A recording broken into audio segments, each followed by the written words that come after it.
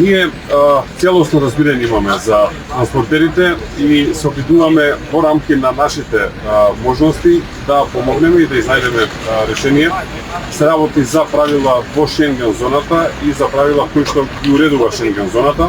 Она што ние можеме да го направиме е да подпишуваме билатерални договори со земјите членки на Шенген зоната. Тоа веќе го правиме. Веќе постигнавме договор со неколку земји, а во следниот период интензивно ќе работиме на договор со други земји. Еве во текот на септември е најавена средба на високо ниво со австриската влада. Во текот на октомври е најавена средба со словенечката влада, така што ние не застануваме и продолжуваме да работиме на билатерални договори со сите земји кои што се расположени.